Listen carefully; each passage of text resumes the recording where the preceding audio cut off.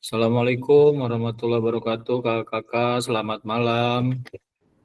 Waalaikumsalam. Kak Imam, aman Kak Imam? Ya, aman.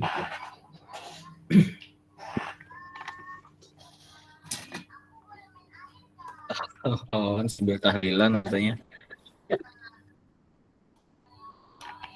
Oke, Kak Imam minta tolong teman-teman dicolek semua supaya bisa masuk karena kita akan diskusi terkait aksi nyata yang akan dilakukan.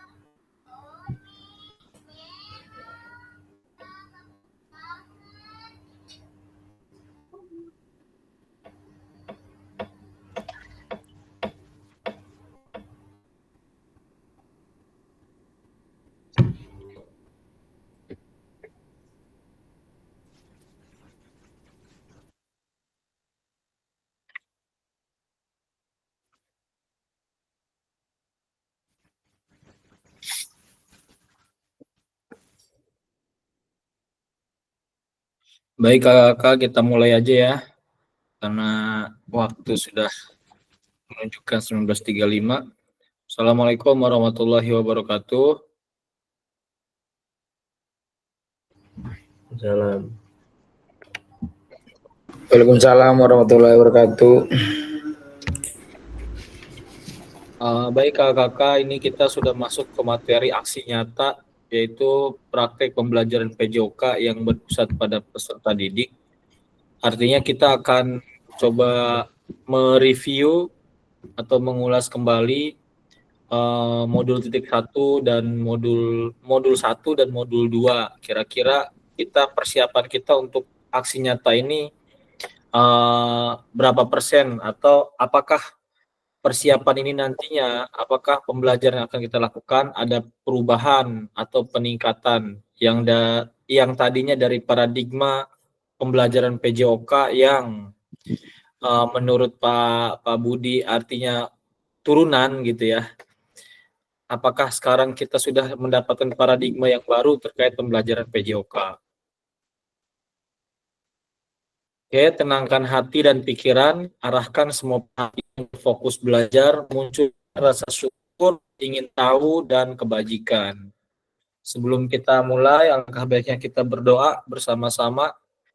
Mungkin Kak Imam bisa bantu pimpin doa. Assalamualaikum warahmatullahi wabarakatuh. Marilah sebelum membaca untuk memulai aktivitas Zoom, semoga diberi tambah ilmu, dilancarkan Zoom-nya. Baca doa menurut kepercayaan masing-masing. Baca doa, dimulai.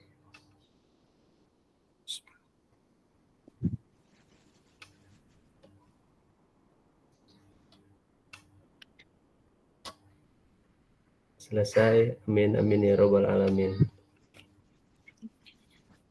Terima kasih Kak Imam sudah memimpin doa kita bersama di pertemuan ini. Kesepakatan bersama ya, menyalakan kamera, mematikan mikrofon, hadir seutuhnya, kemudian menghargai waktu bersama. Sebenarnya tadi saya udah masuk di jam 19:10, tapi tiba-tiba meet-nya keluar sendiri. Saya tinggal sebentar keluar sendiri, dan ternyata pas masuk lagi udah ada Kak Ilham, Pak Wawan, dan Kak Casno. Kemudian memaksimalkan feature chat, terus klik raise hand sebelum bertanya, dan gangguan teknis adalah hal wajar. Baik kakak-kakak, di sesi kita kali ini kita akan merefleksikan koneksi antar materi dari modul 1 dan modul 2. Harapannya kenapa kita koneksikan, harapannya ada perubahan di proses pembelajaran kita yang tadinya kita menggunakan paradigma PJOK itu turun-temurun dari sebelumnya seperti itu, akhirnya kita ikutin gitu kan, menjadi paradigma yang baru, yang sesuai dengan apa yang sudah kita pelajari selama ini. Jadi harapannya kita koneksi antar materi ini tujuannya adalah untuk mempersiapkan aksi nyata.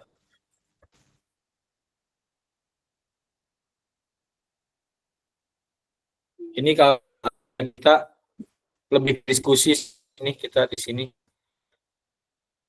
sekalian ngobrol-ngobrol masalah tugas juga, mungkin kita singgung-singgung situlah dikit lah ya. Sejauh apa pemahaman saya terkait keterampilan mengajar PJOK yang efektif?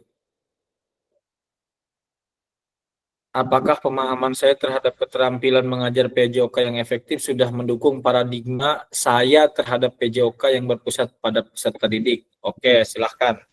Kita coba buka diskusi. Kira-kira gimana nih setelah kita pelatihan selama 2 bulan kali ya, udah masuk 2 bulan ya. 2 bulan, kira-kira apakah pemahaman mengajar PJOK yang efektif ini sudah dipahami oleh kakak-kakak semua? Boleh silahkan, ada yang mau berbagi pengalaman setelah pelatihan 2 bulan ini?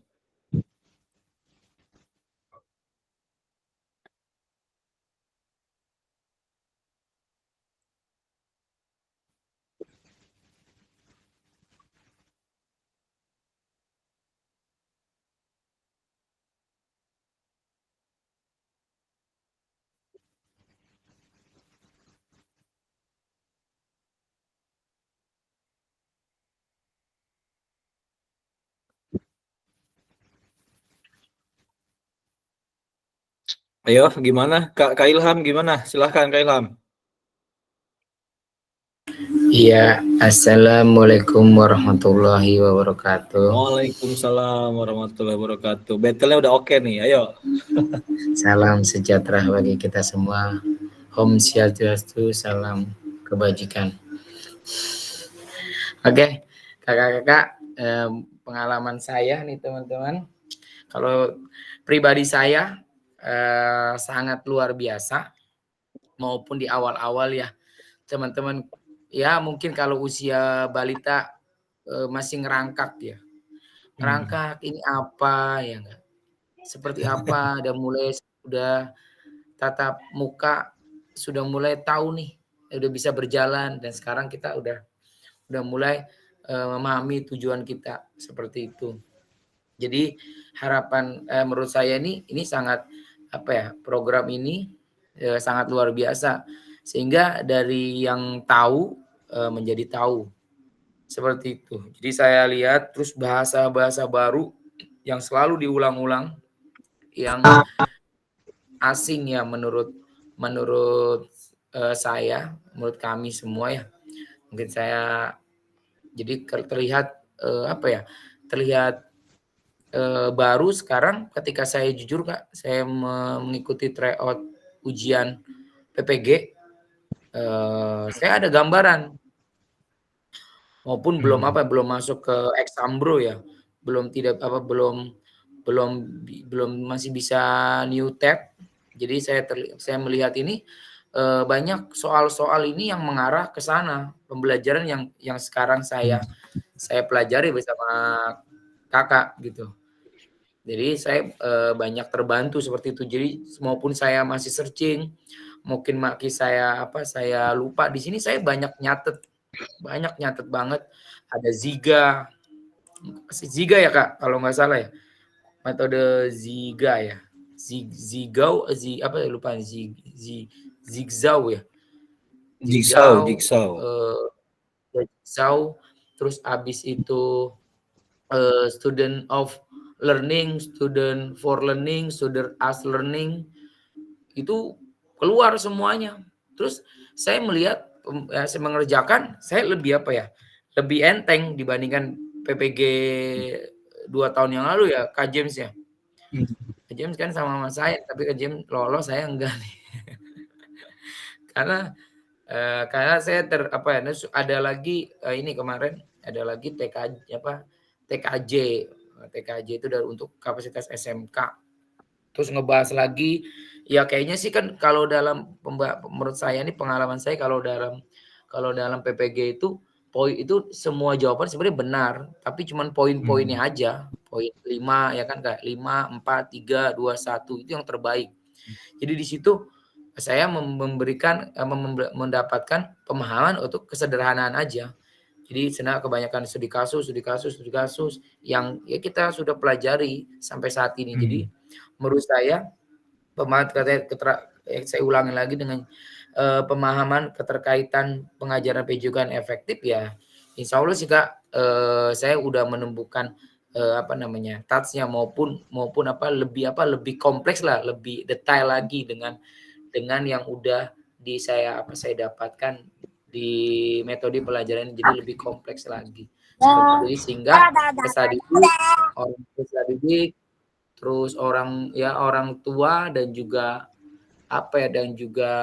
stakeholder yang ada di sekolah ya sama-sama memahami, karena saya juga hasil saya melaporkan bahwa pembelajaran saya yang saya kembang ini bukan sekedar meninggalkan sekolah, tapi ada ajas manfaatnya untuk sekolah juga, seperti itu sih. Jadi mudah-mudahan aksi nyatanya dengan juga kemarin diinfokan sama Kak Septian juga maupun pembelajaran saya, karena kan waktu itu kata Kak Septian ini mah sudah reaksi itu sudah asesmen ya.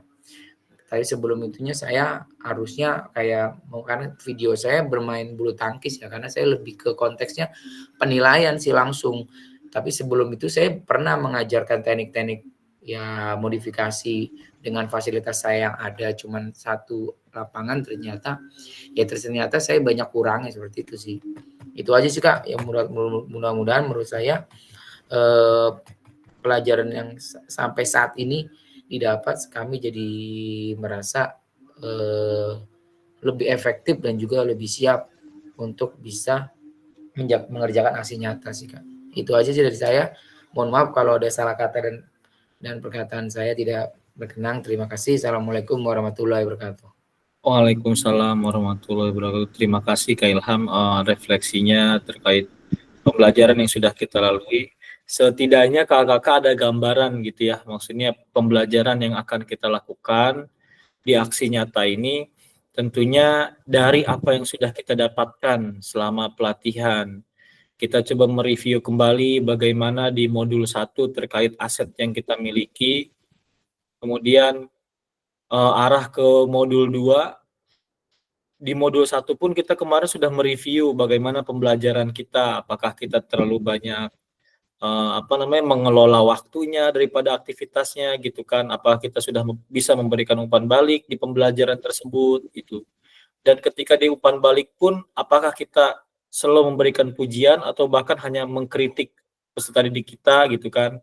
Nah, itu mungkin kita agak sedikit dicoba gitu di sekolah sebagai bentuk perbaikan kita dalam pembelajaran. Tentunya tidak mudah sih kakak dalam menerapkan itu, tapi kita coba gitu ya, coba diawali dipantik oleh aksi nyata ini yang akan kita lakukan, yang akan kakak buat kembali.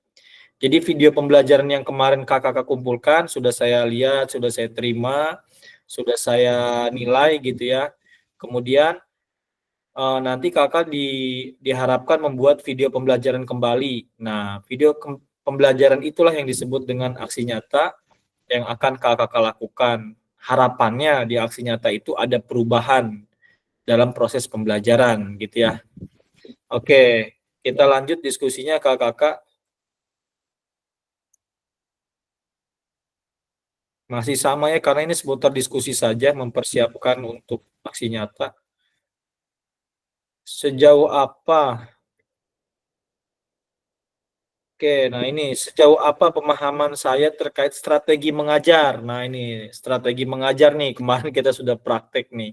Mungkin silahkan kakak yang lain bisa berpendapat, bisa memberikan gambaran, atau bisa berbagilah di sini.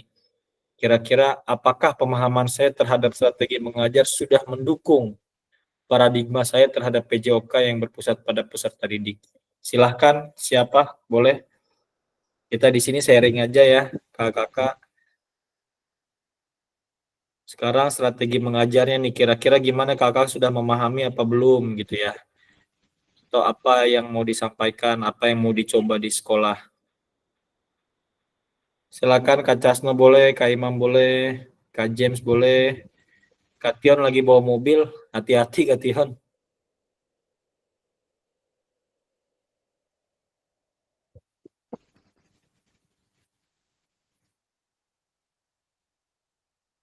Silahkan kakak-kakak, ada yang mau berbagi?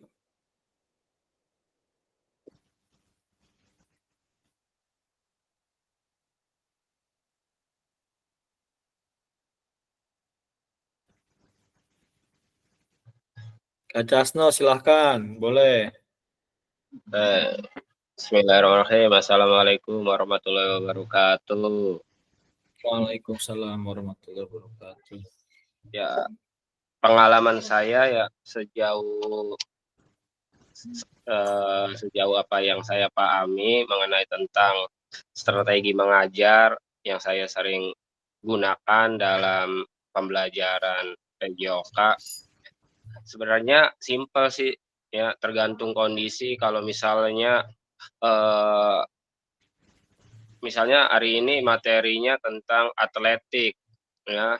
Terus terkadang cuaca ini tidak mendukung, ya. Strategi apakah saya harus mengajarkan atletik?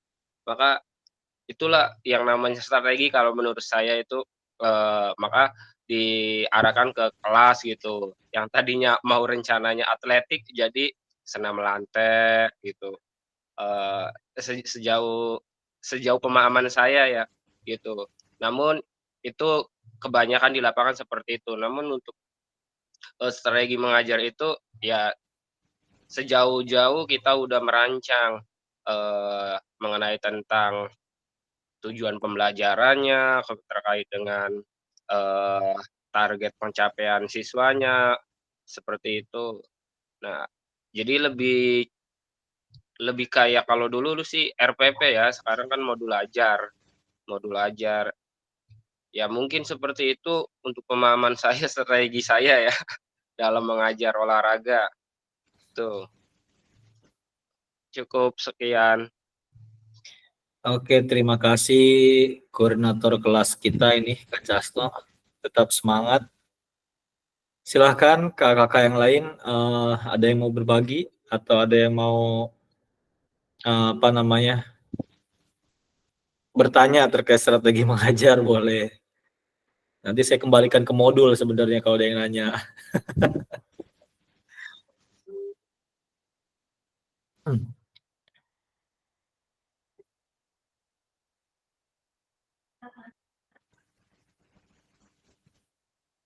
Kak Ilham, boleh silahkan Kak Ilham. Kak, mungkin saya sedikit menambahkan Kak, dari luar biasa Kak Casno, saya jadi menemukan lagi nih. Ini yang Kak Casno masih angkat tangan nih, hati-hati Kak, ini keram Kak, turun ini Kak. Oh udah nih. Ini apa resennya masih ada di saya Pak, saya yang ini nih. Jadi strategi tadi juga mendapatkan lagi saya kadang mengulang lagi ujian. Jadi di sana itu ada studi kasus tentang ketika guru PJOK mendapatkan keluarganya sakit mendadak. Apa yang harus dilakukan terhadap guru PJOK tersebut? Jadi jawabannya pertama, berkonsultasi kepada kepala sekolah dan teman sejawat. Yang kedua, memberikan tugas, melemparkan tugas kepada peserta didik. Yang selanjutnya pilihan yang ketiga adalah mengerjakan konsep pembelajaran yang sudah dibuat. Nah, jadi ya ini benar tadi Pak Casno bilang, ketika cuaca tidak mempunyai, jadi kita sebenarnya sudah punya plan A, plan B untuk mengerjakan konsep atau mengatur strategi, bahwa nanti kalau misalkan sebenarnya sih nggak tahu setiap sekolah setahu saya sih boleh sih diperbolehkan sebenarnya libur atau cuti ya atau sakit lah dalam 1 bulan sebenarnya dengan pasti ada urgensi yang diperoleh atau yang didapat setiap Bapak Ibu guru. Nah ini saya mengambil konsep yang strategi, yaitu adalah ya mengatur strategi bahwa ada cuaca, ada faktor cuaca atau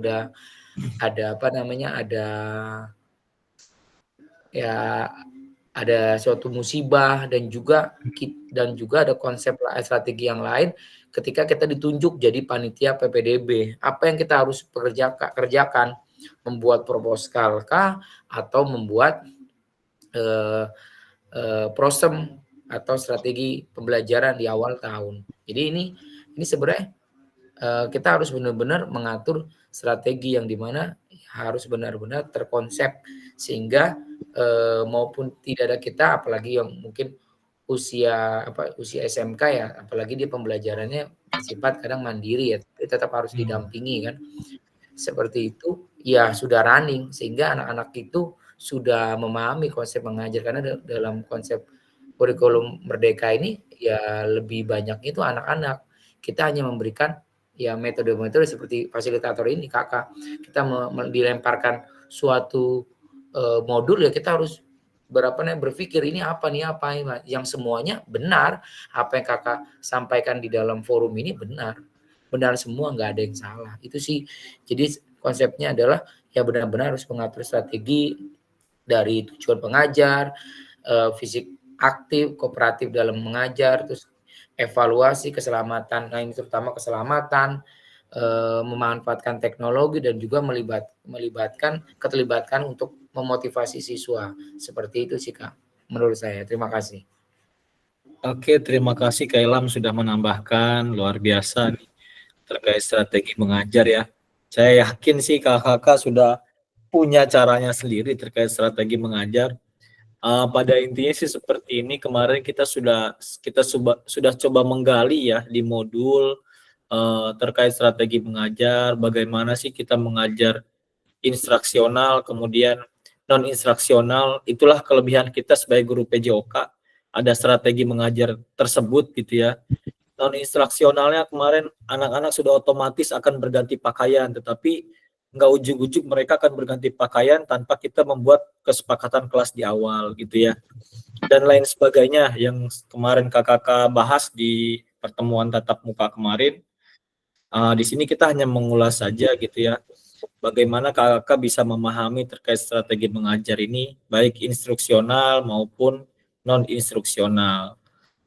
Oke, kita akan coba lanjut kakak nah ini sekarang ke model pendidikan gerak nih. Kemarin kita udah belajar strateginya, akhirnya kita turun ke model pendidikan gerak. Berarti tadi di strategi itu banyak yang kita bahas, termasuk gaya mengajar ya. Kemarin kan ciri khas kita adalah komando, tetapi kemarin kita udah coba praktik gitu ya, bagaimana kita belajar gaya mengajar latihan gitu kan, sampai ke arah belajar mandiri gitu. Nah, sekarang kita akan coba memahami bagaimana sih model pendidikan gerak nih. Apakah pemahaman saya terhadap model pendidikan gerak sudah mendukung paradigma saya terhadap PJOK yang berpusat pada peserta didik? Oke. Gimana Kak James, Bu Ani, Kak Imam, pengalaman kemarin kita mempelajari model pendidikan gerak? Apakah masih ngambang atau ada bayangan? Kira-kira apakah kita mau coba aksi nyata yang menggunakan ini atau seperti apa? Silahkan kakak boleh berbagi, kita sharing aja.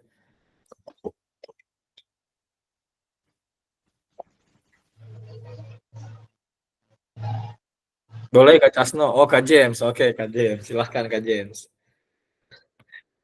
Kak Casno aja dulu, Kak Casno silahkan. Saya masih di sekolah.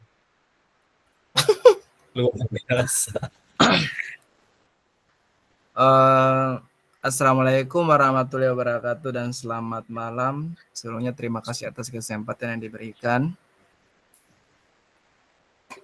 Sejauh mana pemahaman saya terkait model pendidikan gerak? Apakah pemahaman saya terhadap pendidikan gerak ini kan pola pendidikan gerak, kita tahu sendiri bahwa bagaimana kita menerapkan konsep pendidikan gerak yang berpusat pada peserta didik. Saya tahu kita semua bergerak di dunia pendidikan dan pasti tahu 3 konsep. Yang pertama mungkin kemampuan bagaimana kita memanfaatkan profesionalnya kita dalam bidang PJOK. Setelah itu bagaimana paradigma kita tentang konsep pedagogik. Setelah itu bagaimana kita menerapkan konsep sosial emosional peserta didik tersebut, lalu dipraktikkan dalam kegiatan belajar mengajar. Jadi semua materi pada dasarnya bagaimana caranya peserta didik have fun tapi tidak meninggalkan capaian pembelajaran pada satu materi. Jadi ice breaking, terus kita sinkronkan apa sih makna dari ice breaking tersebut dengan konsep gerak, berkaitan lagi dengan materi dan capaian pembelajaran. Setelah itu mungkin kita harus pahami, mungkin sejauh ini saya tidak pernah merasa mungkin saya sendiri pasti punya banyak kekurangan ya. Makanya di tugas pertama kan bagaimana video pembelajaran itu ada perubahan ya. Mungkin dari pertama ada yang kurang, terus dilanjutkan lagi terkait dengan video berikutnya menjadi tugas apakah ada perubahan terkait pengetahuan kita dalam mempraktikkan konsep gerak pada peserta didik. Apakah pembelajaran kita berpusat pada peserta didik atau kita hanya dari menit pertama sampai menit terakhir kita terus yang ngoceh kayak gitu kan. Jadi seperti itu. Jadi terus bagaimana kita memanfaatkan asesmen, bagaimana kita memanfaatkan teknologi dalam kegiatan pembelajaran. Setelah itu menjadi satu kesatuan yang mungkin bisa menjadi cara kita memanfaatkan kemampuan yang ada pada diri kita, seperti itu sih. Mungkin terima kasih untuk lebih dan kurangnya. Terima kasih. Assalamualaikum warahmatullahi wabarakatuh. Waalaikumsalam. Terima kasih Kak James, luar biasa nih, menarik nih. Boleh teman-teman ada yang mau nambahkan, seru nih. Kak James jangan kemana-mana, siap-siap habis ini lagi. Siap. Tenang, ada Kak Ilham biasa yang nambahin, tenang. Ayo. Oke, Bu Ani mungkin ada yang mau berbagi pengalaman terkait model pendidikan gerak yang sudah kita pelajari di tatap muka kemarin. Ya, Bismillahirrahmanirrahim. Assalamualaikum warahmatullahi wabarakatuh. Ini terkait tentang model pendidikan gerak ya, itu bisa menekankan pada kurikulum dan pada penguasaan konsep gerak. Misalnya kesadaran tubuh, kerangka kesadaran tubuh itu misalnya apa yang dilakukan tubuh kita pada saat kita bergerak. Kita tidak bisa memaksakan tubuh ini harus bergerak seperti ini, tapi kita harus misalnya konsep usahanya bagaimana sih bergerak itu gitu. Ya kan? Bagaimana sih bergerak itu? Apakah harus motorik kita itu memaksakan atau tidak gitu kan? Lalu misalnya konsep ruang di mana tubuh kita itu bergerak dan saling keterhubungan. Dari gerakan lain dari gerakan satu ke gerakan yang lain. Misalnya hubungannya apa yang terjadi dengan gerakan ini. Seperti itu. Jadi kita misalnya bergerak nih sesuai dengan motorik yang akan kita lakukan, tapi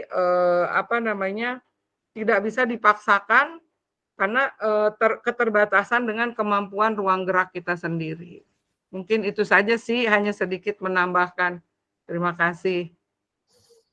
Terima kasih Bu Ani sudah memperjelas ya, sudah melengkapi terkait model pendidikan gerak.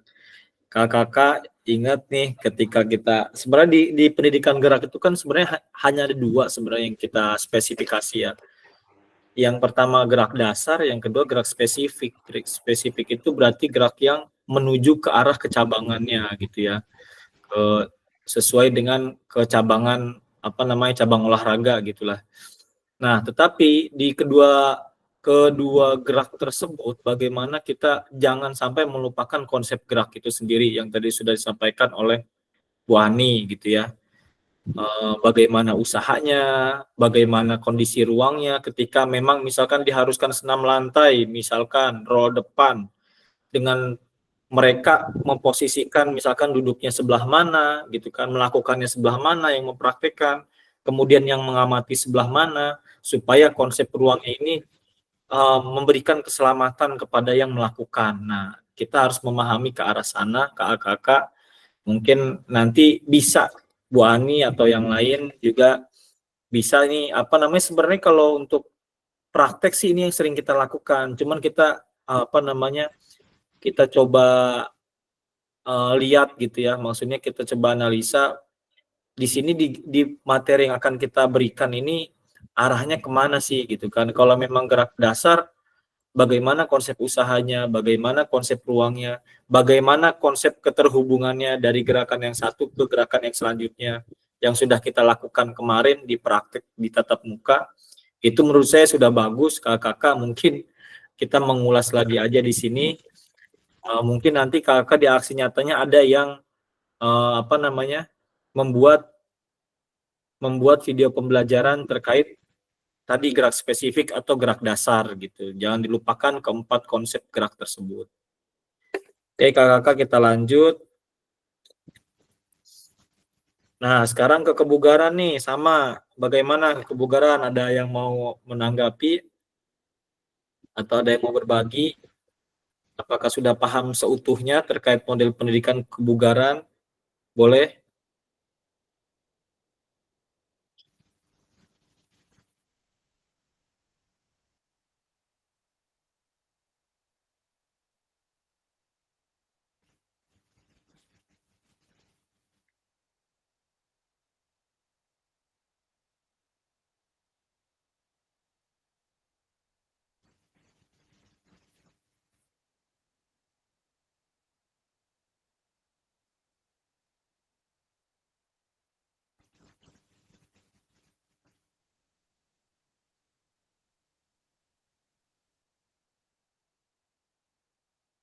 Silahkan, boleh. Pendidikan kebugaran, apa ada udah ngerti semua lah ya? Kalau udah ngerti saya skip aja nih. Apa kita mau ulas lagi? Boleh Kak Imam, gak usah malu-malu Kak Imam, tenang aja. Kak James nggak akan ngigit, tenang aja, aman.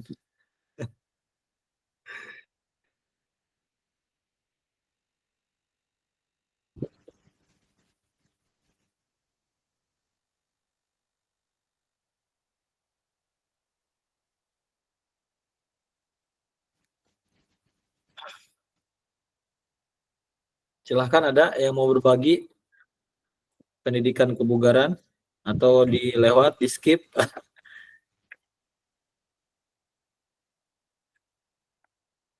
Kak Casno, boleh nih Kak Casno, silahkan. Oke, menurut saya ya sejauh pemahaman saya terkait pendidikan kebugaran itu sebenarnya lebih condong ke aktivitas anak serta didik, baik itu di dalam pembelajaran olahraga maupun dalam kehidupan sehari-hari.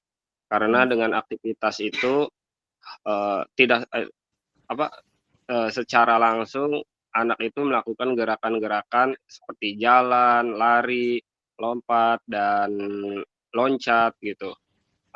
Itu dengan tidak disadari dia akan melatih kebugarannya. Mungkin seperti itu pemahaman saya mengenai tentang pendidikan kebugaran. Jadi aktivitas fisik sebenarnya. Mungkin itu saja. Oke, terima kasih. Yang lain boleh? Kak Ilham mau menambahkan lagi? Atau Kak Imam boleh mau menambahkan? Ya Kak, menambahkan tadi kata Pak Kasno lebih ke mungkin aktivitas-aktivitas sehari-hari anak di sekolah maupun di rumah. Contohnya seperti kekuatan mungkin sebelum di rumah gitu sering-sering lelah atau gimana, mungkin setelah sekolah berolahraga, beraktivitas dapat lebih daya tahan kekuatannya. Terima kasih. Oke, terima kasih. Silahkan Kak, ada yang mau menambahkan lagi? Ada gambaran kan? Kalau misalkan model pendidikan gerak, berarti nanti kakak misalkan mau bikin videonya, misalkan pembelajaran bola voli, itu juga udah termasuk pendidikan gerak, gerak spesifik namanya. Nanti jangan lupa tuh kelolaannya seperti apa, aktivitasnya seperti apa, kemudian di dalam aktivitas itu apakah ada pentahapan pengembangan kontennya, misalkan dari level yang tadinya biasa aja jadi meningkat gitu kan, atau perbedaan materi, misalkan dari tadinya passing jadi shooting gitu ya. Itu. Terus selain itu jangan lupa umpan baliknya gimana nih kita di pembelajaran tersebut gitu ya, di model pendidikan gerak tadi. Model pendidikan gerak mau gerak lokomotor, non lokomotor, kalau gerak dasarnya atau gerak manipulatif. Kalau gerak spesifiknya yang sering kita lakukan tadi permainan-permainan tadi. Terus kemudian kita ke kebugaran nih. Di kebugaran berarti yang kemarin kakak lakukan tuh kebugarannya yang yang pakai konsep tubuh. Kemarin siapa tuh konsep tubuh yang nepuk-nepuk 4 kali terus tiba-tiba 4 itu berarti misalkan jumping jack. Nah itu kan udah ada kebugarannya di situ. Itu salah satu contoh. Nah, Kak Gilang. Kak Gilang ya. Nah, itu adalah salah satu contoh materi tentang kebugaran gitu. Tetapi tidak ujug-ujug gitu gurunya, ayo siap-siap kita mau materi kebugaran jasmani, kekuatan, sit up, push up, back up. Ketika anak-anak mendengar kayak gitu udah langsung jenuh duluan gitu kan, atau udah malas duluan, aduh kayaknya capek nih gitu kan. Tetapi dengan permainan yang kemarin contohnya, itu menurut saya salah satu yang bagus untuk kita lakukan di sekolah sih gitu. Mungkin ada lagi yang lain gitu, cara-caranya gitu. Sehingga model pendidikan kebugaran ini bukan hanya pembelajaran yang tadi berpusat pada guru, tetapi memang berpusat pada peserta didik. Anak-anak senang gitu dalam pembelajaran tersebut. Ada gambaran ya, Kak Ilham ya, Kak James, sampai kebugaran ada gambaran? Aman lah ya. Kalau misalkan mau nyuruh anaknya lari 600 meter kan kalau di DKS itu kardiorespiratorinya 600 meter. Fase C itu kelas 5, kelas 6. Kalau misalkan keliling lapangan bola voli atau lapangan bola basket, beda. Lapangan bola voli dia kemungkinan akan lari sekitar berapa ya? Sekitar 10 keliling atau 8 keliling lapangan bola voli 600 meter. Kalau misalnya lapangan bola basket mungkin sekitar 6 keliling, 6 putaran.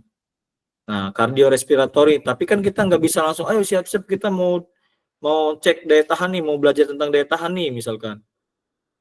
Mau belajar tentang kebugaran yaitu daya tahan tubuh. Anak-anak dengan konsep seperti itu akhirnya jenuh duluan gitu. Nah, bagaimana kita bisa memberikan pembelajaran yang memang berpusat pada peserta didik, tetapi arahnya memang pendidikan kebugaran. Dan satu lagi nih kakak yaitu SEM. Nah, kira-kira gimana nih pemahamannya tentang SEM? Silahkan Kak, ada yang berbagi terkait SEM, boleh.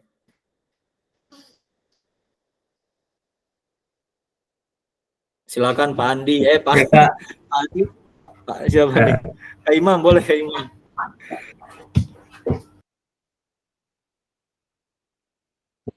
Ya, maksudnya SEM itu kan umpama di jam pelajaran tentu udah koordinasi sama mungkin sebagai panitia segala macam, pesertanya kelas 5, kelas 4 mungkin. Terus kalau mereka umpama hari Senin kan enggak semuanya, enggak setiap kelas pelajaran olahraga. Itu disiasatinya gimana ya? Oke. Ada Kak James, ada gambaran? Silakan.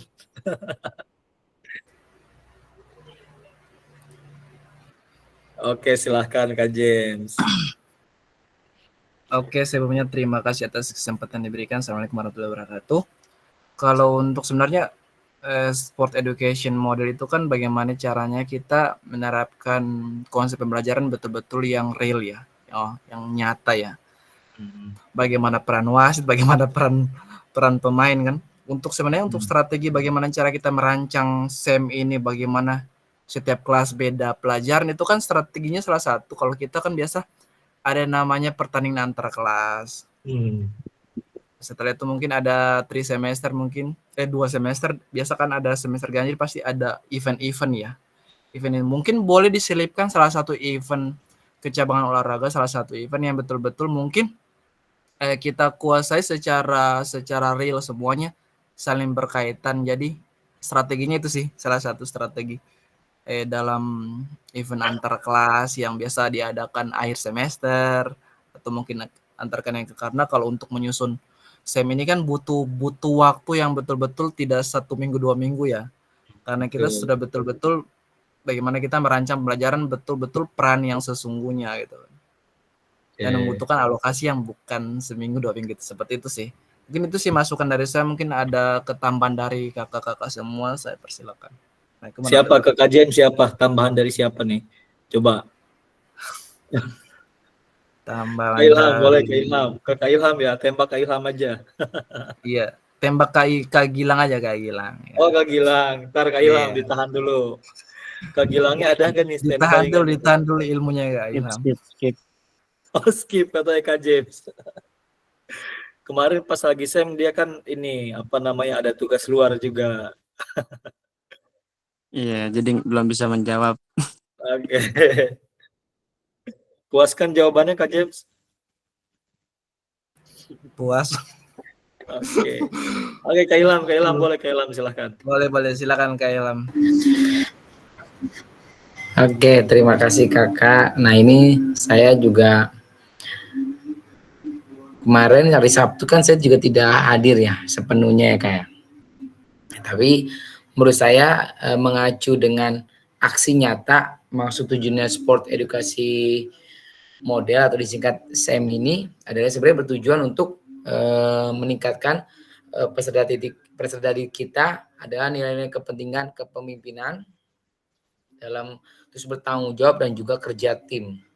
Mungkin ini apakah saya mau tanya juga nih Kak, apakah dalam aksi nyata itu langsung digabungkan dengan tadi konsep kebugaran, konsep SEM, habis itu strategi itu digabungkan Kak Septian untuk aksi nyata ini? Saya bertanya dulu Kak. Untuk aksi nyata ini tidak digabungkan, tetapi kakak boleh memilih. Kakak maunya condongnya kemana gitu. Boleh pendidikan gerak atau pendidikan kebugaran atau SEM gitu. Oh, oke baik. Oke, terima kasih ya. Jadi kalau emang benar diatur, tadi saya langsung kebayang mungkin saya pikir apa semuanya gitu, saya mikir berkolaborasi dengan konsep-konsep ini dengan aksi nyatanya, ternyata boleh memilih salah satu dengan konsep pembelajaran aksi nyata nanti ya. Jadi kalau saya pribadi sih nih SEM ini sangat penting Kak.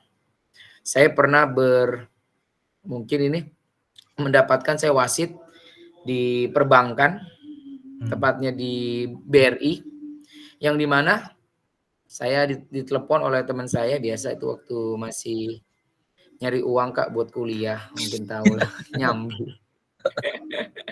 Saya perbankan ke BRI, saya berdua bersama teman saya, itu saya kucing-kucingan dengan senior saya, yang dimana saya pikir semua ini udah paham tentang itu Sport Education Model atau apa konsep dalam simulasi pertandingan yang dimana kita itu waktu di Swimpruk saya datang ternyata ayo Pak Ilham niup bagaimana Pak ini kok pesertanya nggak ada nomor punggung, saya bilang emang basket harus ada nomor punggung? Harus Pak. Terus ini nggak ada table, nggak ada, udah saya disuruh ya sekedar niup gitu loh. Saya bilang wah ini benar-benar pemahamannya tidak mengerti. Dia berpikirnya seperti voli, dan juga kan di situ ada banyak juga olahraganya, ada voli, ada badminton, ada futsal. Mungkin kalau futsal kan bisa aja, voli bisa aja karena dibatasi ya. Kalau bola basket nggak bisa. Ini harus ada nomor punggung, Mbak, gitu. Jadi akhirnya sempat ya udah akhirnya saya skemakan dengan teman saya mencari solusi, memodifikasi yang terbaik, tapi di game selanjutnya sudah paham. Jadi ini penting banget pembelajaran ini. Jadi kita kadang emang repot nih Kak, repot banget untuk memberikan model pembelajaran seperti ini, SEM ini, tapi Ini buat jangka panjang, Kak. Jadi Hmm. kita tidak direpotkan. Karena jadi biar kita itu nggak ngajar itu ke depannya itu, ya ini sekarang dampak-dampak yang terjadi adalah di guru-guru sekarang adalah ngajarin 2 orang sekarang, orang tua sama anak, yang dimana mungkin tidak mengerti, itu sih, Kak. Jadi karena ya itu, karena kurangnya pembelajaran yang mungkin luput, atau dia kadang mungkin dulunya kembali ke oknum, menurut saya ya peserta didiknya dulu malas-malasan untuk mengikuti kegiatan pembelajaran, kira dia tidak mengerti, akhirnya seperti ini. Ditunjuk jadi jadi kalau dalam dalam perkantoran itu Kak? Tuh lupa tuh. Ya pokoknya ditunjuk untuk mencari wasit dan sebagainya, untuk bertanggung jawab dalam pertandingan ini. Dia nggak ngerti apa-apa, cuma sekedar udah bisa siap, ternyata saya di lapangan nggak ngerti apa-apa. Jadi penting banget nih metode SEM ini untuk diterapkan, maupun emang sulit tapi penting untuk jangka panjang, sehingga mudah-mudahan dengan ini juga bisa menyerap SDM juga, anak-anak yang berbakat di sepak bola, di basket, untuk bisa bergabung untuk mencari promosi untuk bisa masuk ke dalam perusahaan-perusahaan. Sekarang banyak banget. Itu penting banget sih, Kak. Terima kasih, Kak. Oke, terima kasih Kak Ilham, Kak James, Kak Imam. Saya akan coba menjawab pertanyaan dari Kak Imam tadi ya. Tadi kalau nggak salah bisa nggak sih SEM ini diterapin untuk intrakurikuler, artinya di pembelajaran di hari itu, sedangkan kelas yang lain misalkan tidak olahraga, itu bisa banget Kak Imam. Kita coba belajar membuat SEM dengan skala yang kecil, satu kelas. Kita ngajar misalnya kelas 6, kemarin saya udah coba, 1 bulan yang lalu saya udah coba, materinya kebetulan bulu tangkis, Kak Ilham, kebetulan bulu tangkisnya di lapangan outdoor kalau saya, karena nggak punya lapangan bulu tangkis, tapi konblok, tapi ada garis bulu tangkisnya. Nah, jadi di kelas tuh saya coba langsung tanya ke anak-anak, nih kita permainannya sekarang bola kecil, kira-kira mau main apa? Kebetulan anak mainnya bulu tangkis. Yang pertama itu, anak memilih bulu tangkis.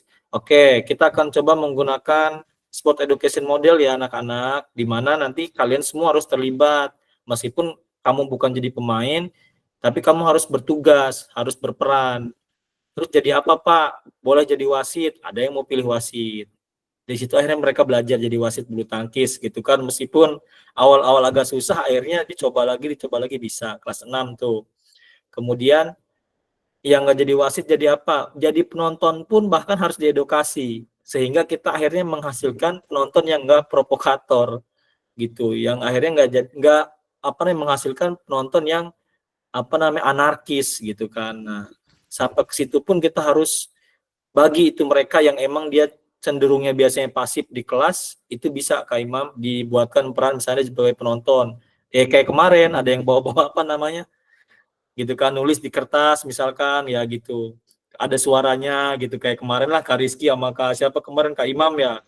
Gitu, jadi penonton kurang lebih kayak gitulah gitu. Jadi mereka meskipun aktif tapi asesmen kita justru lebih mudah gitu. Oh, dia jadi tugasnya jadi penonton, tapi dilihat sama kita nih, dia penontonnya ngapain? Cuma ngeliatin doang kah, atau dia ngasih semangat ke timnya gitu kan. Terus ada yang jadi panitia kayak kemarin, siapa? Kak James, Pak Budi gitu kan, jadi panitia, Kak Casno gitu.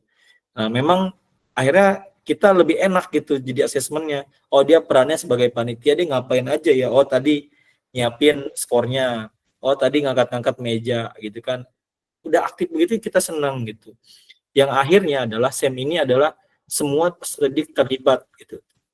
Semua peserta didik berperan gitu pada intinya. Jadi nggak berfokus pada siapa yang jago main bulu tangkis, dia doang nih yang jadi yang berperan gitu. Enggak, tetapi semuanya berperan akhirnya. Bahkan ada tim medisnya juga gitu. Kalau misalkan saya agak malas dikit nih ngajar, bukan agak malas sih, karena kayak gini kan kegiatan kayak gini butuh persiapan nih, ya kan. Jadi saya nyiapin materi dulu, saya belajar dulu, nyiapin PowerPoint, nyiapin segala macam. Terkadang saya butuh waktu gitu kan. Ya udah, saya langsung semin aja anak-anak, saya nonton dari kejauhan. Kalau ada masalah apa-apa, kamu selesaikan dulu ya, saya bilang gitu kan. Di wasit pun mereka sama kayak pertandingan gitu beneran Kak Ilham. Jadi mereka baris dulu, si wasit ngomong peraturannya begini. Terus nanti bagi koin gitu kan, koin siapa yang menang ya begitulah. Jadi tadi yang disampaikan oleh Kak Ilham benar, sesuai permainan yang sesungguhnya tuh. Jadi arahnya nanti ke asesmen otentik akhirnya. Gitu ya. Ada gambaran kan, ini bisa nih. SEM ini bisa buat di satu kelas di 2 jam pelajaran, 3 jam pelajaran bisa. Gitu. Tapi ingat anak-anaknya dikasih pengarahan dulu. Boleh Kak James, silahkan. Terima kasih Kak. Kalau ini ada bingung ya. Jadi kalau macam seandainya kalau kita terapkan SEM terus mau kita bermain skala kecil ya. Ya. Ada peran penonton, ada peran pemain, ada peran wasit dan lain sebagainya. Terus kalau untuk yang masalah penilaian, kembali ke penilaian lagi, apakah ada perbedaan antara ini nilai penonton dengan nilai wasit ini, atau mungkin dari biasa kadang-kadang saya yang paling capek karena saya main nih, gitu kan? Atau mungkin kamu cuma teriak-teriak biasa aja nilainya gitu. Jadi gimana kita menghadapi problematika seperti itu? Jadi kayak lebih kepada bagaimana nih cara menilainya? Apakah lebih kepada keaktifan peserta didik? Jadi contohnya mungkin pasti kita berpikir pasti yang paling tinggi nilainya itu adalah orang yang bermain. Ya. Seperti itu ya. Nah, bagaimana cara menanggapi hal seperti itu sih mungkin kayak gitu. Oke. Terima kasih. Nah, itu Kak James, tadi Kak James udah menjawab sebenarnya. Nah, inilah jawabannya. SEM ini adalah salah satu model dipersiapkan untuk bagaimana memantik pertanyaan yang Kak James tadi tanyakan gitu ya. Itu bagaimana penilaiannya, apakah yang main yang lebih besar. Nah, ini. Jadi kita lebih fokus penilaian adalah lebih kepada peran aktif peserta didik secara keseluruhan gitu. Jadi bukan ke spesifiknya gitu, bukan ke spesifiknya nih apa namanya materinya, misalkan servis apa namanya permainan bulu tangkis forehand misalkan, atau misalkan jarak pendek atau jarak jauh. Nah, bukan ke spesifik seperti itunya, tetapi lebih ke bagaimana apa namanya keikutsertaan atau peran aktif seluruh peserta didik. Yang saya sampaikan tadi, makanya di asesmen ini sebenarnya tidak mendetail gitu, tidak detail spesifik, gerak spesifik tidak, tetapi lebih kepada yang kemarin poin-poinnya, kerjasama, kekompakan gitu kan, berperan aktif gitu. Tapi bukan berarti pembelajaran SEM terus gitu kan. Mungkin di awal-awal misalkan di pertemuan pertama, misalkan materi bulu tangkisnya ada 3 pertemuan, misalkan atau 2 pertemuan 2 minggu. Di minggu pertama mungkin gerak spesifiknya sesuai apa yang mau disampaikan oleh gurunya. Di minggu kedua, oke, kita ngadain perlombaannya nih biar anak-anak lebih semangat gitu kan. Terus kemudian ada hasil otentiknya seperti apa. Udah diterapin belum sih detailnya gitu kan. Tetapi ketika di minggu kedua itu kita mengadakan itu penilaiannya bukan lagi detail, tapi lebih kepada peran aktif seluruh peserta didik gitu Kak James.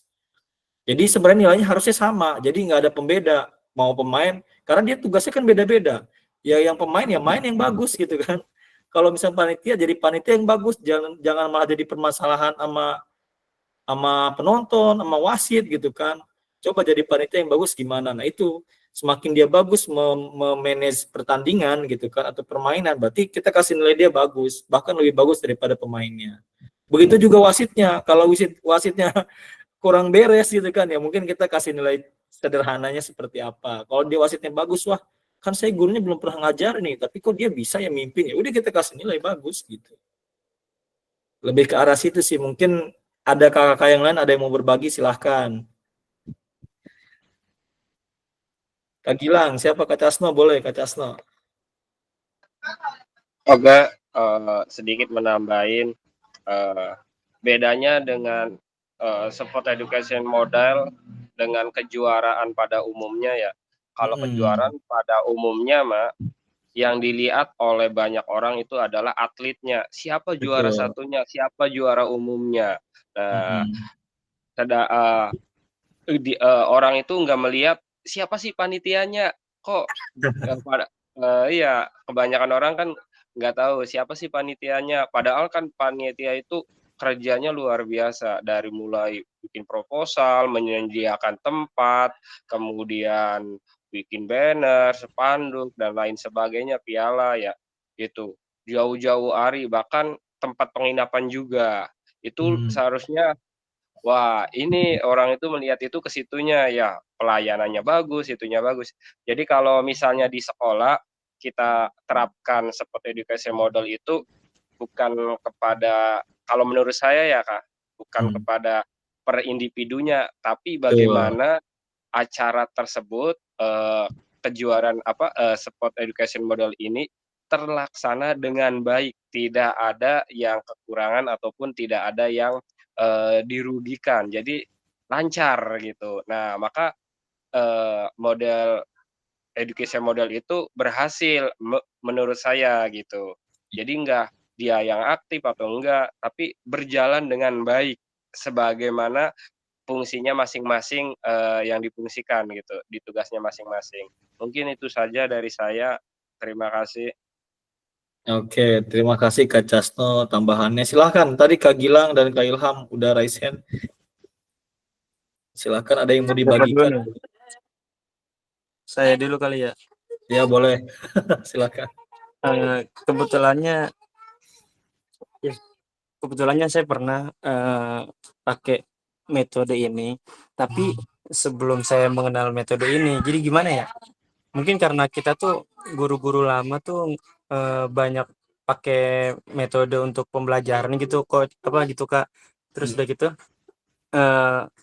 ternyata yang kita terapkan ini ada di metode yang seperti ini gitu.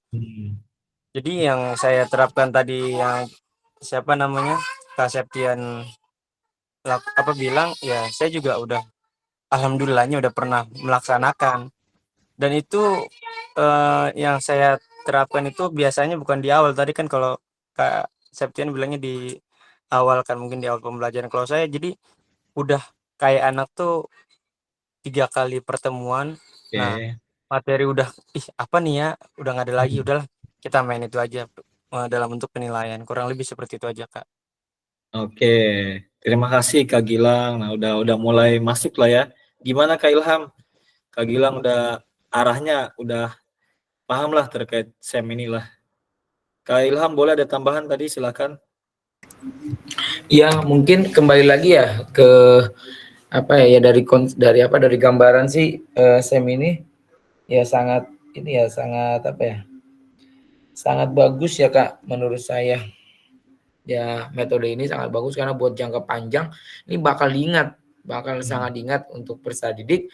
Tapi biasanya kita suka luput nih sama penilaian bagaimana caranya. Ini tadi yang Kak Septian sampaikan adalah pertanyaan yang ditanyakan sama Kak James, ini pematiknya ya dikembalikan lagi. Nah ini bagaimana caranya menilai siswa yang jadi tugas kesehatan, menjadi panitia, menjadi atlet dan sebagainya.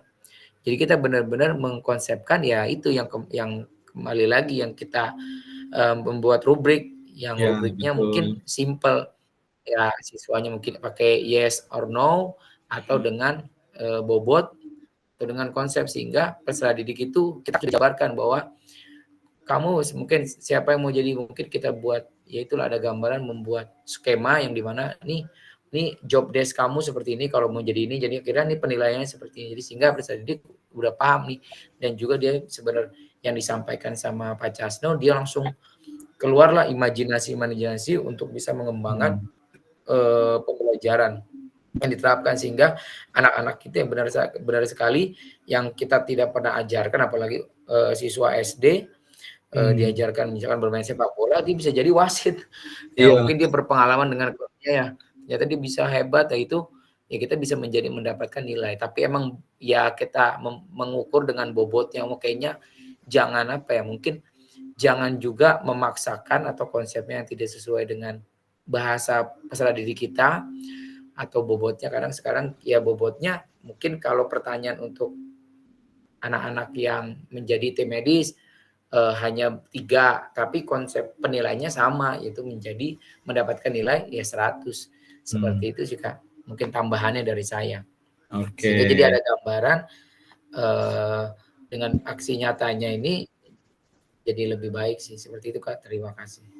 Oke, terima kasih Kak Ilham tambahannya. Oke, udah masuk ke rubrik ya. Nah ini contohnya Kak James, misalkan kalau misalkan memudahkan kita semua nih, yang gampang simpelnya, cara membuat deskripsi dari rubrik penilaiannya, misalkan peserta didik memahami perannya masing-masing. Nah, kan misalkan dia yang jadi apa kan, jadi medis, jadi wasit, itu kita contreng aja. Oh, dia memahami, paham. Kalau tidak paham, poinnya berapa? Misalnya 50. Kalau paham, misalkan 100. Atau mau tadi pakai skala, misalnya skalanya berapa? 4, 3, 2, 1. Yang penting si deskripsinya ini nih, kita buatnya jangan susah-susah, yang simpel-simpel aja, tetapi kita paham. Kalau misalkan itu rubrik penilaian guru boleh, karena kita buat sendiri gitu kan, kita yang paham gitu. Mau susah juga bahasanya, deskripsinya boleh, nggak masalah. Tapi kalau misalkan ini menjadi refleksi diri mereka gitu kan, menjadi penilaian diri mereka, berarti kata-katanya misalkan tinggal jawabnya ya atau tidak, misalkan kayak gitu. Saya peserta didik bertanggung jawab dengan peran yang sudah dipilih gitu kan, karena mereka milih sendiri, bukan kita yang minta. Dipilih, misalkan contoh deskripsi rubrik penilaiannya ya atau tidak, ya mereka yang contreng. Tapi kita juga punya penilaian sendiri, meskipun mereka bohong, lah kan di kita juga ada gitu. Gitu ya Kak James, mungkin gambaran secara umum ya. Kalau misalkan Kak James mau ngeribetin diri sendiri nggak apa-apa. Misalkan penilaian yang jadi wasit bikin rubrik menjadi wasit gitu kan. Yang jadi pemain buat gitu kan. Terus kemudian yang jadi panitia silakan buat rubrik penilaiannya gitu. Artinya si rubrik penilaian itu sebenarnya dibuat oleh kita, memudahkan kita untuk menilai gitu. Jadi jangan sampai, saya juga pernah dulu kan pakai rubrik punya orang yang dari Google, Kak Ilham, saya ngerti apa enggak gitu kan, akhirnya dipakai juga enggak gitu. Karena deskripsinya enggak benar-benar enggak sesuai dengan kondisi peserta didik gitu. Tapi saya mau nggak mau, karena saya ngambil punya orang gitu kan, saya pakai aja, pura-pura saya pakai gitu. Gitu kurang lebih Kak James ya. Ada gambaran ya terkait SEM ini. Tambahannya lagi, SEM ini sangat bermanfaat nih buat peserta didik. Saya suka bilang sama anak-anak, kamu nanti kalau udah di komplek atau di kampung ada lomba Agustusan gitu kan, bulu tangkis, minimal kamu tahu caranya jadi hakim garis gitu yang di belakang. Gitu, kalau bola keluar gimana kodenya, kalau bola masuk gimana kodenya. Gitu. Karena kadang kan kalau di kampung atau di komplek, kalau ada kamu sekolah ngapain aja sih, suruh begini doang nggak bisa kan gitu. Nah ini salah satu cara kita nih, padahal kita semua sebenarnya sering melakukan ini gitu. Cuman istilah ini belum muncul di benak kita gitu. Makanya kita perkenalkan, semua kita bisa pakai ini, kakak-kakak semua. Aman lah ya. Silahkan kakak kalau mau pakai SEM, aksi nyatanya boleh dicoba aja dulu, kita coba-coba dulu aja ya, biar ketahuan ntar. Oke, sekarang asesmen otentik. Gimana nih asesmen otentik? Baru kemarin nih kita bahas nih. Sudah aman asesmen otentik? Nggak ada yang perlu kita bahas? Apa kemarin masih ada yang mengganjal atau pertanyaan-pertanyaan terkait asesmen? Kak Casno aman ya? Asesmen otentik itu kata Bu Desi kemarin adalah asesmen yang informasinya bisa kita dapatkan dari permainan yang sesungguhnya, dari permainan yang nyata. Yaitu tadi, pas mereka main misalkan, ya udah coba kita buat asesmennya udah benar apa belum. Kalau misalkan menggunakannya SEM, mungkin keseluruhan ya, tapi kalau misalkan main doang nggak ada SEM-nya, ya bisa kita detail-detailnya. Kira-kira udah belum benar nggak sih dia passingnya menggunakan kaki bagian dalam kalau jaraknya dekat. Kalau jaraknya jauh, dia bisa nggak sih menyesuaikan gitu kan, kalau jaraknya jauh misalkan, atau misalkan jaraknya jauh terus ada penjaganya, bagaimana dia melakukan, mungkin kita punya penilaian sendiri. Nah itu dilakukan di permainan yang sesungguhnya, asesmen otentik. Oke, nah ini paradigma perubahan diri dan kelas dalam PJOK, tujuan kita sebenarnya nih, keterampilan pedagogik guru PJOK yang berpusat pada peserta didik, yaitu paradigma perubahan diri dan kelas dalam PJOK. Jadi harapannya kakak-kakak, meskipun kita belum mencoba gitu ya, atau kita baru dapat ilmunya nih, semoga ada perubahan gitu dari cara kita mengajar yang sebelumnya, meskipun ya itu tadi, warisan itu tetap kita jaga gitu Kak James. Warisan ngajar misalkan gurunya anaknya dikasih bola kita yang ngopi, ya itu mah udah jangan dipakai lagi gitu. Tapi yang lain-lain mungkin kita jaga warisannya Kak James ya. Oke, dan harapannya semoga ada perubahan gitu. Jangan sampai malah pembelajaran kita cuman kelola doang, ternyata kelola doang nih, nggak ada aktivitasnya kan gitu. Atau cuman kita memberikan informasi doang, kita duduk ceramah aja gitu kan. Ternyata kita apa namanya ngajarnya cuma memberikan informasi gitu. Mereka tidak ada aktivitas sama sekali ternyata gitu kan setelah kita coba analisis. Semoga di video yang aksi nyata ini kakak-kakak lebih banyak aktivitasnya. Oke, nah ini aksi nyata kakak-kakak. Nanti saya kirim PPT-nya. Nanti di sini ada pengantar tugasnya. Nah, bisa dibaca sama-sama. Tadi kakak-kakak boleh pilih ya. Boleh pilih mau pakai apa namanya konsep model pendidikan gerak yang tadi ada gerak dasar, terus ada gerak spesifik, permainan-permainan itu udah masuk konsep gerak spesifik tuh boleh silahkan mau permainan bola voli, bulu tangkis dan lain sebagainya. Kemudian mau pakai kebugaran boleh silahkan permainan dalam bentuk kebugaran kemarin tuh kayak Kak Gilang kemarin ya boleh silahkan boleh dipakai. Tapi jangan itu juga yang lain gitu maksudnya ya biar ada referensi baru. Nanti videonya kalau emang bagus saya kirim ke teman-teman yang lain deh. Kalau enggak, kalau boleh itu juga sama orangnya gitu ya. Kemudian satu lagi SEM, silahkan kalau mau coba SEM Kak Ilham dalam skala kecil. Jadi nggak perlu ada hadiah, nggak perlu ada festival, cukup cuman mereka bermain peran aja gitu.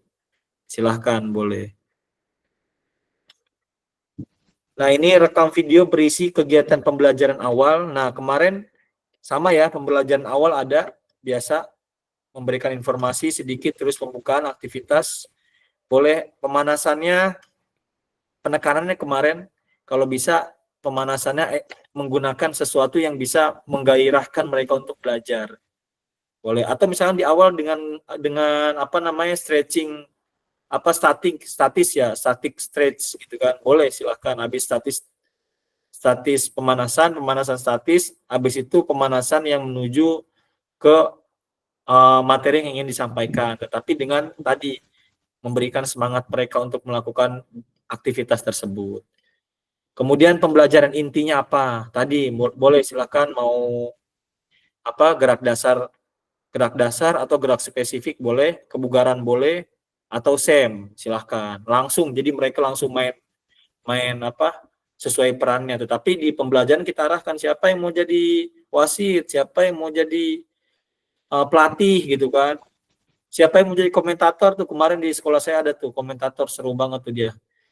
Nggak mau diem gitu ngomong aja tapi ya juga saya kasih nilai bagus gitu karena saya belum pernah ngelihat anak SD bisa jadi komentator gitu bahkan dari luar tuh apa namanya anak-anak SD pada keluar itu apaan sih kan gitu waktu kemarin tuh apa sepak bola sebelum bulu tangkis ada sepak bola jadi setiap habis pembelajaran tadi benar kata Kak Gilang saya coba langsung mereka praktek gitu tapi dengan kompetisi itu tadi gitu bermain peran kemudian maksimal 30 menit.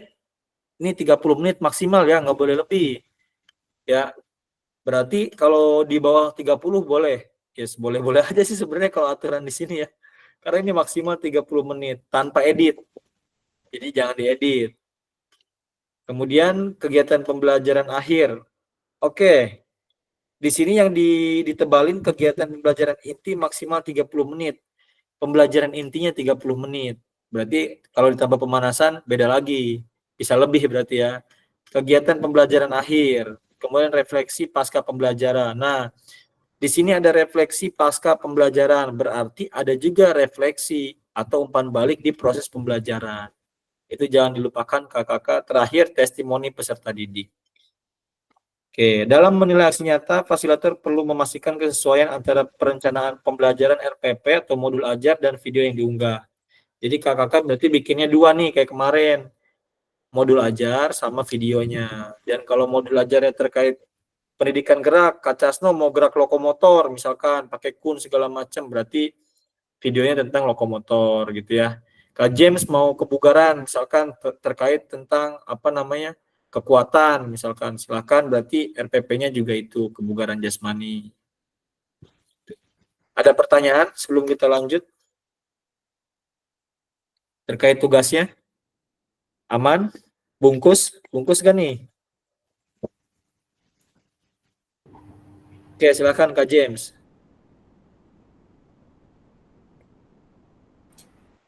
Mohon izin Kak, untuk yang itu kan 30 menit ya, berarti kita lebih didalami inti ya.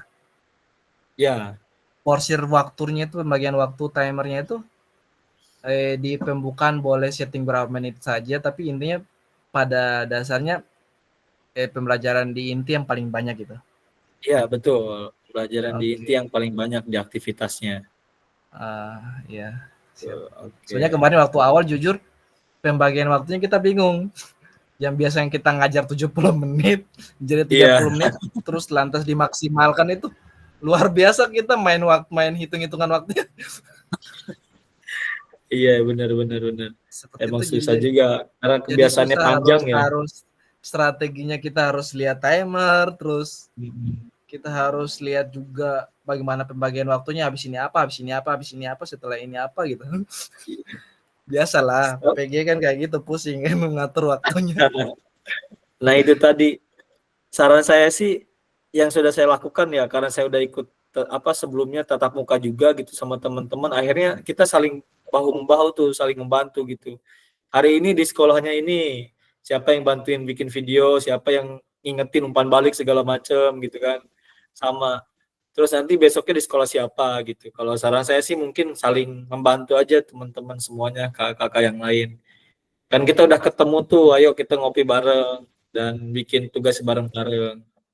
Kalau bisa. Kalau ngedit mah ada Kak James, tapi kan nggak bisa diedit ini.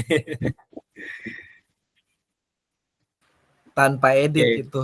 tanpa edit, betul. Petunjuk tugasnya tanpa edit. Berarti misalkan kegiatan awal 5 menit. Misalkan nih 5 menit, misalkan pemanasannya segala macam termasuk pembukaan misalkan. Berarti tetap intinya tetap 30 menit. Pokoknya intinya harus 30 menit. Mau pembukaan 5 menit, 10 menit bebas. Pembelajaran akhir 10 menit, 15 menit silahkan. Ujung-ujungnya ya mungkin bisa jadi aja berapa tuh, 70 menit bisa kayaknya. 2 JP ya. Bisa tuh. Oke, ada lagi? Kak Ilham, udah. Ya, ini Kak. Saya mau bertanya Kak. Silahkan. Ini sesuai ini ya, tapi sesuai evaluasi yang kemarin tentang analisis ya Kak ya. Jadi peserta didik itu harus jangan hanya sekedar kelola, tapi peran serta aktif ya. Iya, diharapkannya seperti itu sih Kak Ilham. Diharapkan gitu. Tapi memang kan kita ngerubahnya susah. Oh, tapi boleh dimodifikasi Kak? Boleh dimodifikasi. Boleh, silahkan. Oh gitu, oke. Terus selanjutnya tadi, aduh maaf Kak, tadi di slide sebelumnya Kak. Oke, coba. Ini maksudnya rekaman video, video nih di keseluruhan aspek di bawah RPP nih Pak, yang di blok. Rekaman video pada saat pelaksanaan pembelajaran PJOK praktek mengajar di kelas masing-masing.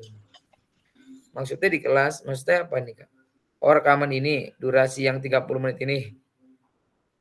Yang mana yang nomor 2 ini? Iya. Oh, ini sama-sama aja kayak yang tadi Kakak jelaskan tentang kegiatan pembelajaran awal gitu. Udah jadi bagian itu ya kayak. Betul, jadi kan di sini kan di atasnya keseluruhan aspek tersebut akan diamati dan dinilai oleh fasilitas berdasarkan rekaman video pada saat pelaksanaan pembelajaran PJOK praktiknya di kelas masing-masing. Ya intinya di video tersebut sebenarnya. Oke, baik. Siap. Oke Kak, saya pikir Aman suruh lah ya. di kelas dulu. Kalau di kelas dulu Kak. Enggak harus, tapi kalau mau di kelas juga nggak apa-apa. Habis di kelas ke lapangan boleh. Kalau misalkan Nah, ini mau ada di kelas bisa ya, di kelas misalkan mau di kelas nih, misalkan di kelas 5 menit, terus ke lapangan boleh, tapi itu di pause aja, di pause langsung di play lagi. Dan itu juga hanya sekali, nggak boleh lebih.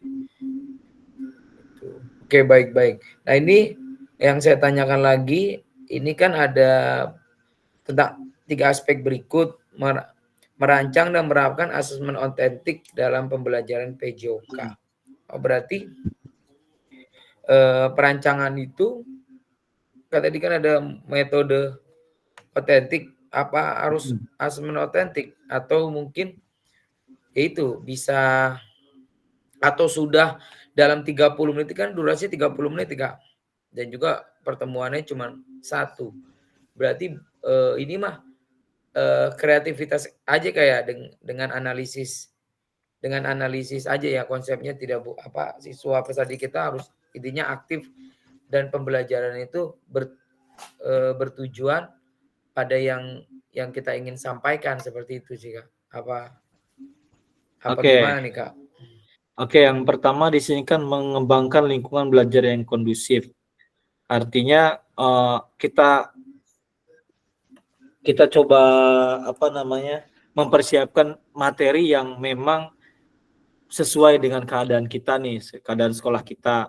Jadi jangan terlalu dipaksakan, tetapi jika memang harus modifikasi silahkan gitu kan, butuh pengembangan silahkan. Kemudian strategi, kemarin kan kita sudah membahas terkait strategi pembelajaran, terkait model pembelajaran, terus gaya mengajar gitu kan. Mungkin kakak boleh pilih mau yang mana nih yang mau akan diberikan kepada peserta didik gitu kan.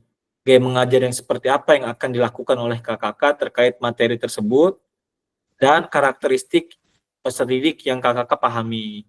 Kemudian merancang dan menerapkan asesmen otentik. Nah, kemarin kan asesmen otentik kan bukan hanya penilaian guru gitu kan. Kakak mungkin ada yang mau menerapkan penilaian diri gitu kan, mempersiapkan anak-anak untuk menilai dirinya sendiri silahkan. Atau misalkan peer assessment, misalkan materinya apa, passing bola voli misalkan, yang dua mengamati atau kelompok satu melakukan, kelompok satunya mengamati, itu boleh silahkan. Gitu. Kemudian penilaian guru boleh, atau ketiga-tiga penilaian silahkan dilakukan, gitu Kak Ilham. Gimana? Masih kurang jelas nggak kira-kira untuk penilaian asesmen otentik?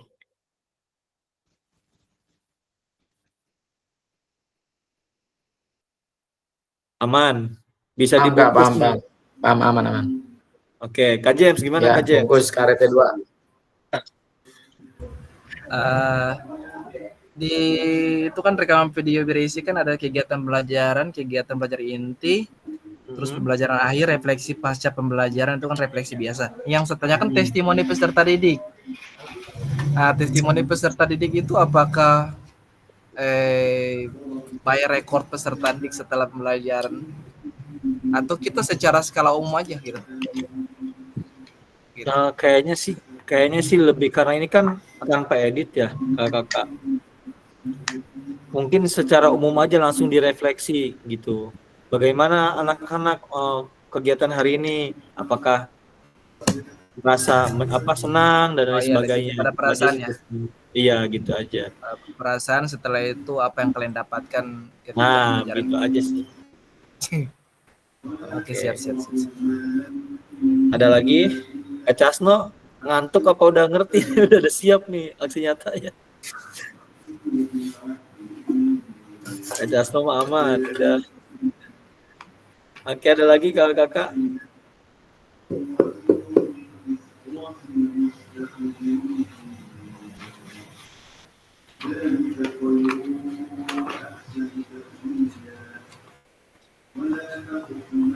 Oke, nah ini cukup untuk aksi nyata, udah siap. Ada waktu selama 1 minggu, jadi 1 minggu ke depan kita nggak ada meet karena kakak harus membuat video pembelajaran. Setelah itu ada pertemuan lagi,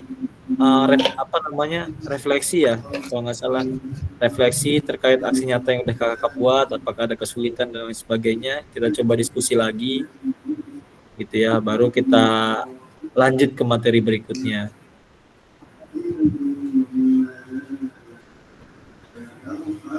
Oke, kita lanjut nih kakak kalau udah nggak ada pertanyaan.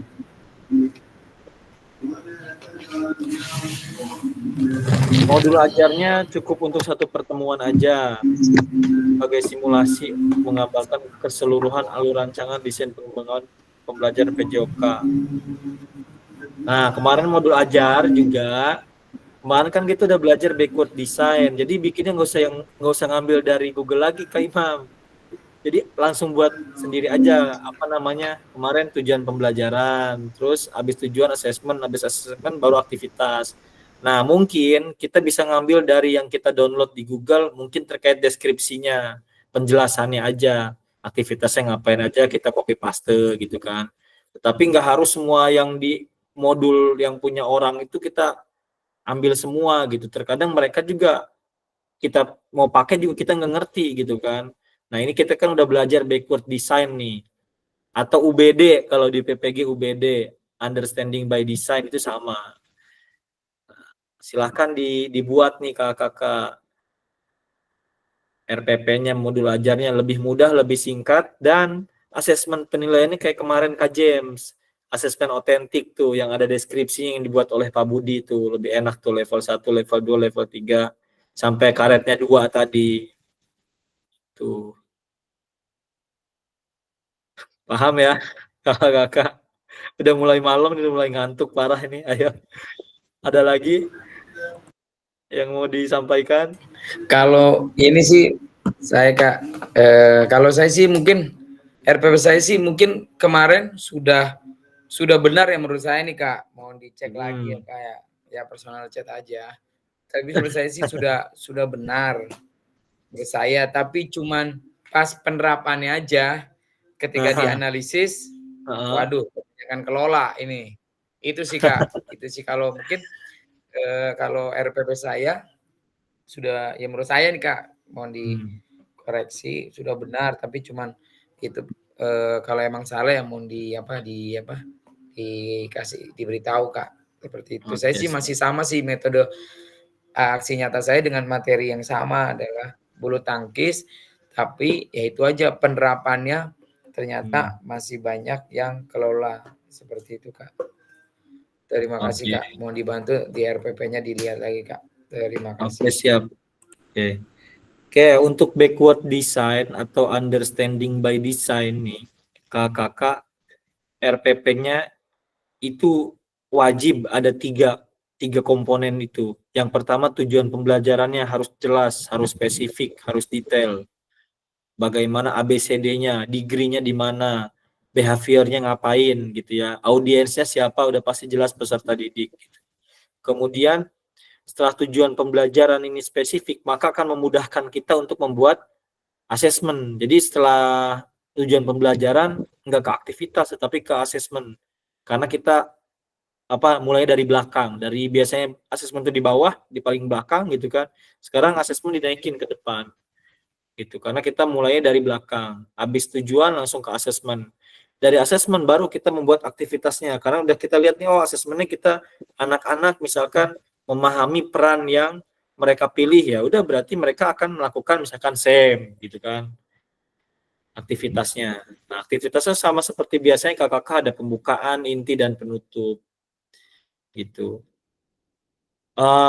Selebihnya saya yakin lah nggak ada yang akan menyalahkan RPP sebenarnya atau modul ajar selama minimal 3 poin itu ada gitu tuh untuk backward design khususnya, apalagi RPP yang lain. Kalau ada berdiferensiasi harus lebih jelas lagi gitu kan, diferensiasinya apa nih. Biasanya Kak James nih pakai diferensiasi nih. Diferensiasi apa nih? Konten misalkan apa yang dibedakan gitu kan. Apakah memang metode pembelajarannya ada yang menggunakan visual, auditori, atau kinestetik, mereka melihat demonstrasi dan lain sebagainya, atau misalkan di prosesnya ada levelnya yang belum bisa, ada yang setengah bisa tuh gimana ya? Maksudnya bisa tapi masih butuh koreksi gitu kan, atau memang yang udah mahir gitu.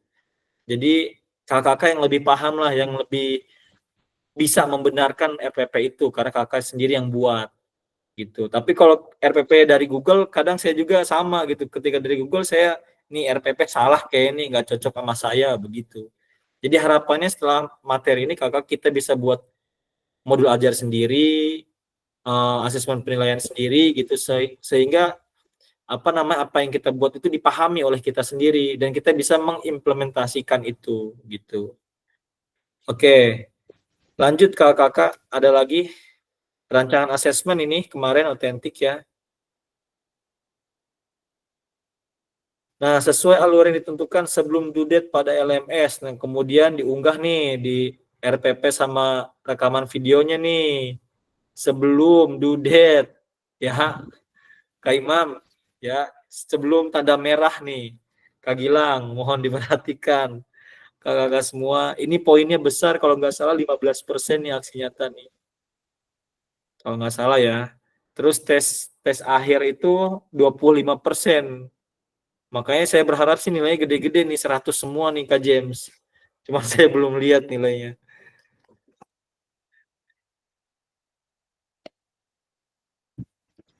Oke, ada pertanyaan terkait aksi nyata aman?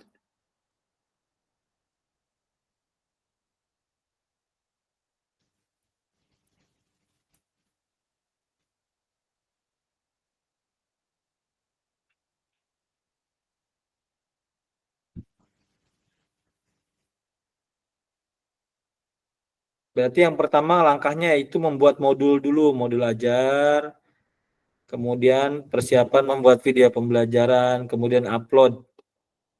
Terus penilaian karya nyata dan refleksi, kemudian refleksi aksi nyata tatap maya. Nah ini, jadi nanti kita diskusikan kembali nih, kita refleksikan hasil video kakak-kakak.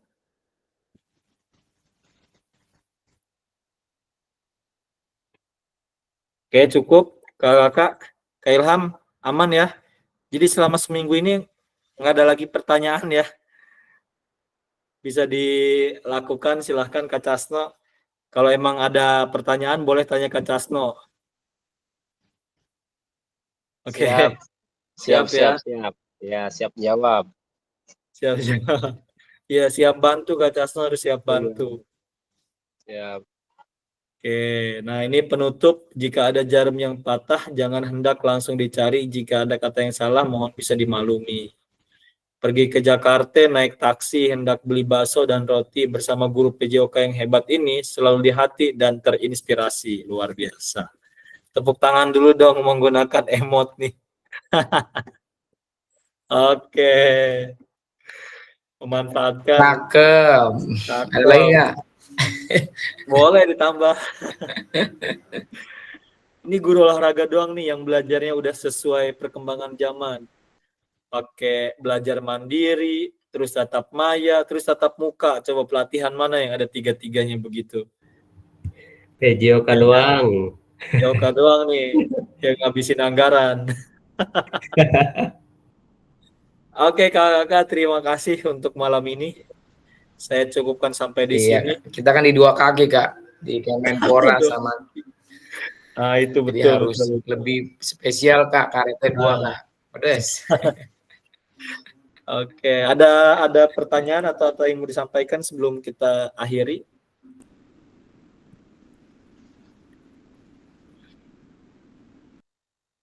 Cukup? Oke, sebelum diakhiri kakak-kakak ingat tugas yang belum. Kadang ada yang lewat, nanti saya coba periksa kembali ada yang terlewat atau tidak, diselesaikan aja. Kalau memang kesulitan mungkin bisa japri temennya. Passing bawah atau passing atas. Boleh diservis. Ya, yang penting pas nyampe servisnya jangan langsung diterima semua. Edit-edit dikit. Ya. Oke, itu aja kakak-kakak. Mohon bantuannya Kak Casna sebagai ketua kelas untuk memimpin doa di penutup kita kali ini. Oke. Bismillahirrahmanirrahim. Wassalamualaikum warahmatullahi wabarakatuh. Waalaikumsalam. Ya, marilah teman-teman senior, guru PJOK, seperjuangan, PKG, sebelum acara ini ditutup, alangkah baiknya kita berdoa agar diberi kelancaran dan dapat ilmu yang bermanfaat pada malam hari ini, selalu sehat, selalu silaturahim ya, jaga tali persaudaraan kita yang sudah selama ini tatap muka, kemudian tatap maya. Marilah kita sebelum ditutup bacakan doa sesuai dengan kepercayaan dan agamanya masing-masing. Pusatkan pikiran, berdoa, mulai.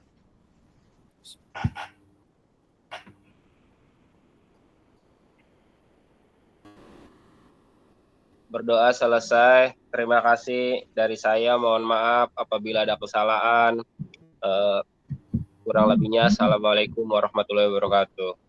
Waalaikumsalam warahmatullahi wabarakatuh. Terima kasih Kak Casno sudah memimpin doa penutup pada malam ini.